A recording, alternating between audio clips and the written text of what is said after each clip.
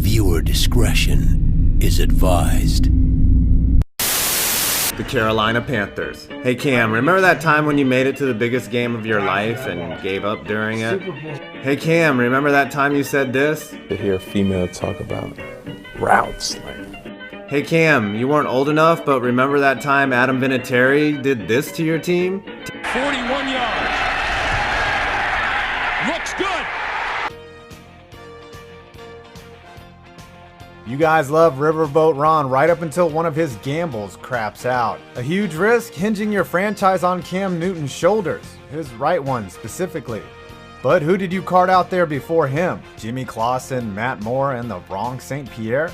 Yes, you made 2 Super Bowls and lost them in the worst way possible. Steve Smith hit you with jabs on the way out. The guy he was hitting? Dave Gettleman. I get it, Steve.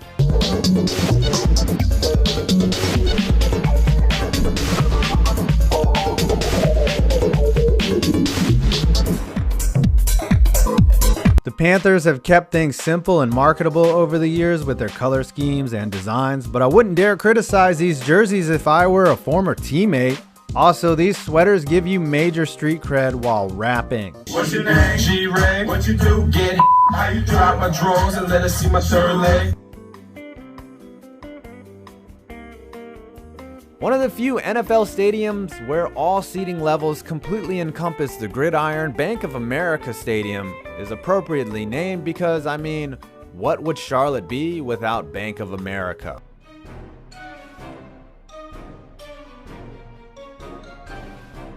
Not as intimidating as a real Black Panther, Sir Purr looks like a sad old man. In 1996, he caught some heat for jumping on a live ball during a punt, causing a touchback, even though it was going to be a touchback. I thought he got ejected for this. I'm not sure. He definitely didn't get any friskies after. Sorry, I had a fight in the middle of your Black Panther party.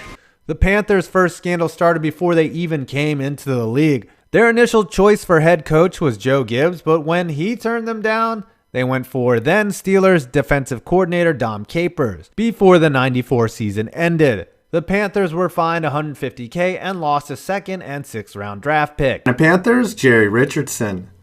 Technically, former NFL player and Carolina businessman Jerry Richardson still owns the Panthers, who are up for sale because Richardson liked making his employees wear jeans on Friday and then would rate how nice the jeans looked on females. Richardson used his NFL championship bonus from 1959 to buy a Hardee's and then built his business rapidly using a hands-on style of management, if you know what I mean.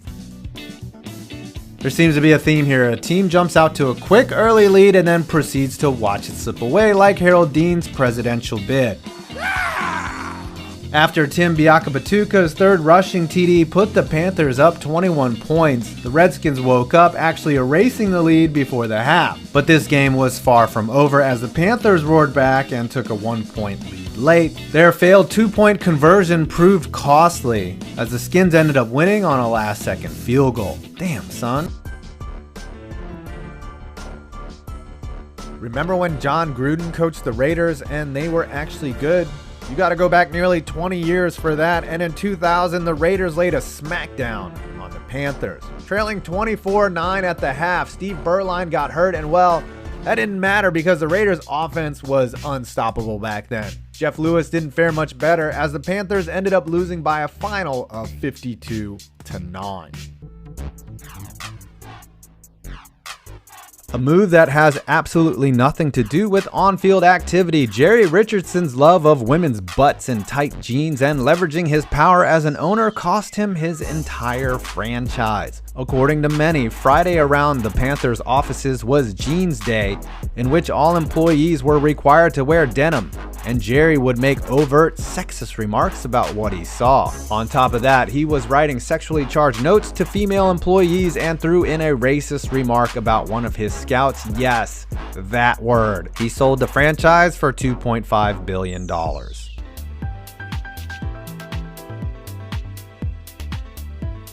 Another stadium that isn't particularly bad for one specific reason. I actually love the outer architecture and the close proximity to downtown Charlotte. However, what I don't like is the standard stale appearance inside the stadium walls, which features a rather sterile looking seating bowl. This stadium, like the company that names it is to banking, is the McDonald's of NFL stadiums.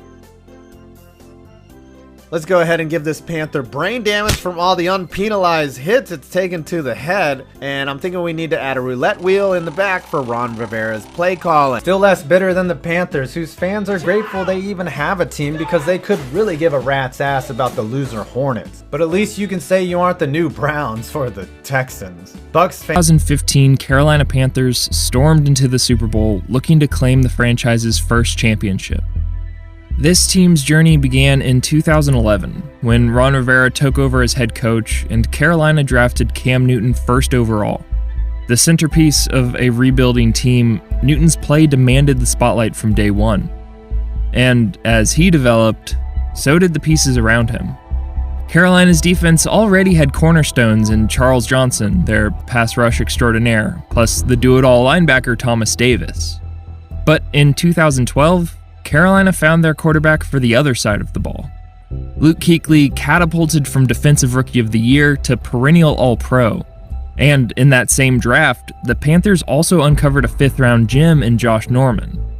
The defense led Carolina to a division title in 2013, then, despite mixed results, they ran it back a year later. All of that set up an unforgettable 2015. The offense more than caught up to Carolina's D and outscored the rest of the league. Jonathan Stewart turned in his best season since 2009, while Greg Olsen led the way receiving for the third straight year. Ryan Khalil anchored an offensive line which made life as easy as possible for their superstar QB. Despite being without his top wideout all year, Newton torched opponents through the air, on the ground, and had fun doing it. The results? A 15-win regular season, a dismantling of the defending NFC champs, a complete rout in the conference championship. Plus, Newton added league MVP to his accolades. They sat moments away from being on top of the NFL, had enough talent to be a threat for years to come, and what happened instead feels almost cruel.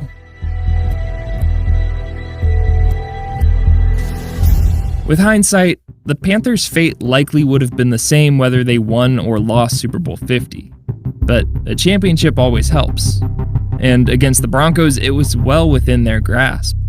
While both defenses shined all night, Carolina made it a one-possession game with 10 to play.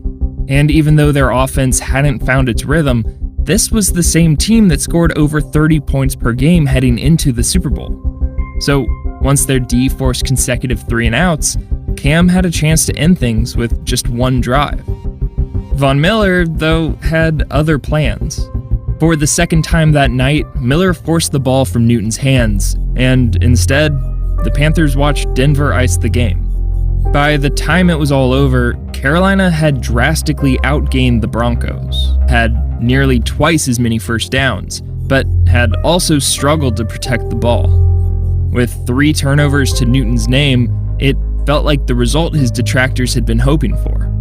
Newton was called out for not reacting quicker to the lost-ceiling fumble, and he gave them even more fodder at the post-game press conference. Cam expressed his disappointment, gave credit to Denver, and left after about 5 minutes. But those that mattered had Newton's back. Rivera viewed this as motivation for his star QB to use as Carolina defended its NFC crown.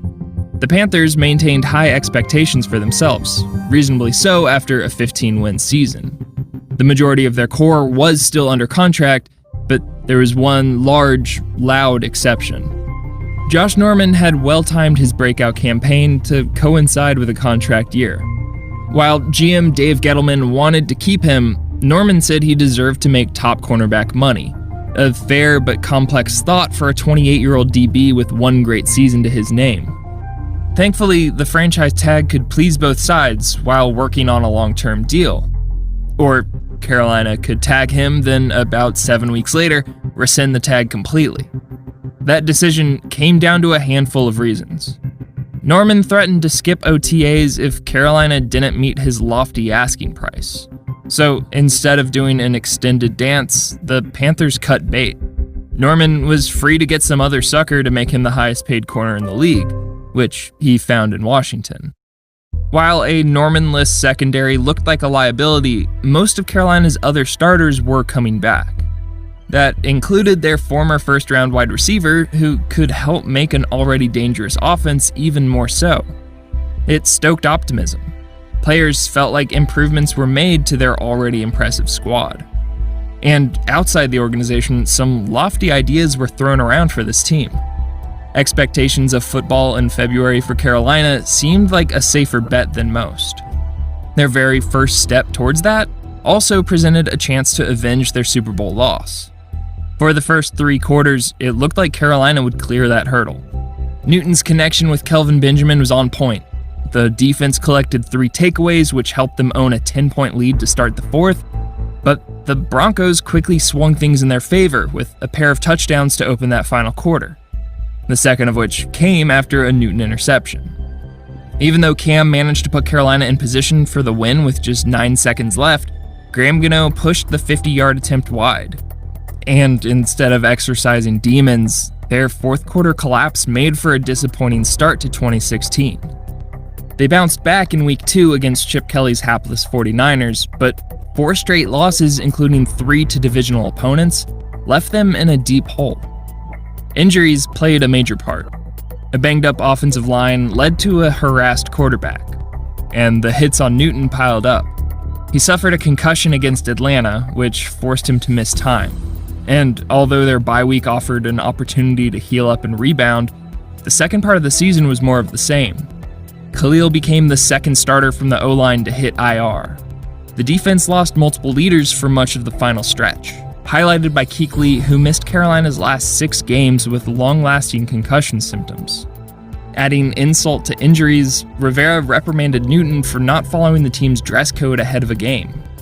Team chemistry came into question as people searched for an answer to how this team fell so fast. Others, though, were just happy when the free fall was over. Carolina became the first team to go from a 15-win season to a last-place finish in their division. After having Super Bowl ambitions just months earlier, Newton wanted to get away from things for a bit and hopefully find joy in the sport once again. It would probably be tough to enjoy football when you had to finish the season with a partially torn rotator cuff in your throwing shoulder. As Newton healed up, the Panthers stepped into a big moment for the franchise's future. They recognized the need to better protect their star and shelled out for a second Khalil brother to secure Newton's blindside. Then, with the 8th overall pick in the draft, they gave Newton the most talented sidekick he'd get in Carolina. Free agency also boosted Carolina's defense after they'd taken a step back, but this team still closely resembled the one that played in the Super Bowl. It just became clear how much had to go right to get there. And behind the scenes, things definitely weren't going right. The seemingly abrupt firing of their general manager raised some eyebrows. GETTLEMAN had made some tough personnel decisions in the past, and showed a hesitance to extend some of the team's leaders, which made this decision easier for Carolina's owner, Jerry Richardson. Once GETTLEMAN was out, those players who had helped the Panthers reach new heights were rewarded. When the actual games began, the 2017 season proved just as interesting as the offseason. There were clear high notes, like what Christian McCaffrey brought to the offense, which helped Carolina bounce back and return to the playoffs as a wild card. But like 2016, the Panthers rarely played at full strength. Olsen's foot struggled to support the weight of his extension. Kuechly, for the 3rd straight year, suffered a concussion. And a pair of Panther stalwarts missed time down the stretch with suspensions. While Newton managed to start every game, he also managed to again make headlines off the field. But an even bigger bombshell came that December. Sports Illustrated uncovered that multiple large-sum settlements had been paid by Carolina's owner for workplace misconduct committed by Richardson. As the disgraced owner prepared to sell the team, the players prepared for a playoff game against a division rival that had swept them in the regular season. A missed 25-yard field goal in the first quarter ultimately made Carolina's comeback harder. Despite a 14-point fourth quarter, the offense still needed to find the end zone once again. But instead, the Saints defense put Newton in the dirt, ending Carolina's season. 2017 could have offered hope, but for this specific team, it became a new peak to fall from. Carolina's ability to keep the roster intact couldn't last. After 11 seasons together, the Panthers parted ways with Johnson that February. Then 2 days later, released the franchise's all-time leading rusher. McCaffrey's arrival had made the move inevitable, but this changing of the guard mirrored the franchise's larger shift. David Tepper, the former Steelers minority owner, bought the organization that spring, and although only time could tell what adjustments might follow, he made it very clear where his focus lay. Well, Dave, I've got some good and bad news for you. The good, Carolina sprinted out to a 6-2 start. McCaffrey picked up right where he left off and looked like a superstar in the making. Injuries, though, continued to be the story. They lost both starting tackles for the season by the end of week 1. Olsen refractured the foot that gave him problems in 2017 and forced him to miss time early, then ruptured his plantar fascia, which landed him on IR for the season's final month. By then, Carolina's winning ways were long gone. That slide began against Pittsburgh, in a blowout where Newton took a direct shot to his throwing shoulder, which he never fully recovered from. As everything unraveled, it looked like Rivera might not last long under Tepper's leadership. Carolina put Cam on ice for the final 2 weeks and limped into an offseason of uncertainty. But they didn't have to wait long for change. The day after their season ended, Ryan Khalil, their center of 12 years, called it a career. 9 days later, the only guy who had been there longer than Khalil announced he wouldn't be returning to the Panthers either. And although he wasn't around for the Super Bowl, Julius Pepper's retirement left Carolina without yet another leader, both in the locker room and in opposing backfields. They still had Kuechly, who played all 16 games for the first time since 2014, but even in his prime, he could only do so much. Rivera would keep doing whatever he could to keep afloat a defense that had more questions than answers. But the head coach recognized after the previous season's letdown, nothing was certain. Even the health of their quarterback remained questionable, as he needed surgery for the second time in 2 years. The surgery came shortly after Tepper voiced his concern for Newton's throwing shoulder and made it clear that he didn't see the QB as a guarantee. Cam's repaired shoulder remained a storyline for 2019, but once he got healthy enough to make a preseason appearance, a new injury to his foot cut Newton's night short.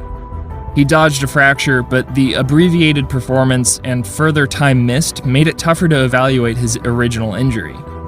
Once week 1 rolled around, Cam played through it all, but it became clear he still wasn't at 100%. He did his best to joke about the situation as the game plan revolved much more around McCaffrey than himself, but with a quick turnaround for a Thursday night game, even if Newton didn't want to respond to the questions, his play provided the answer.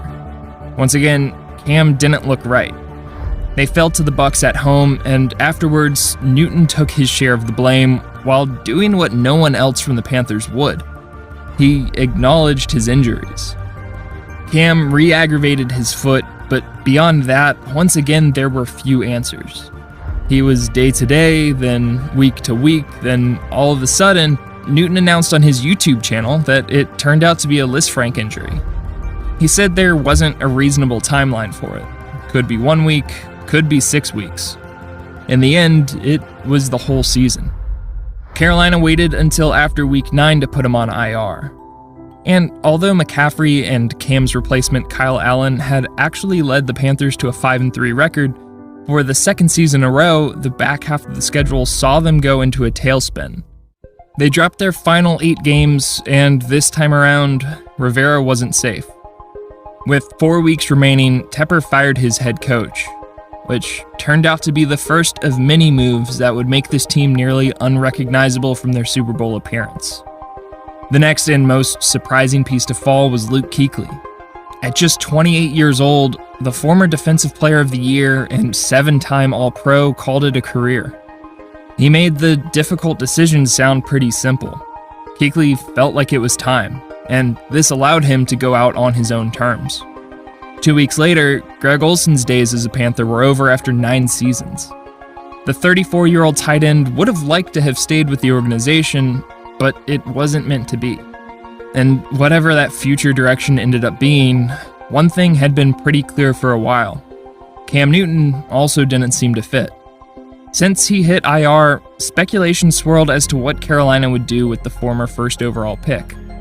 At 30 years old, Newton's health appeared to be the biggest concern for the Panthers.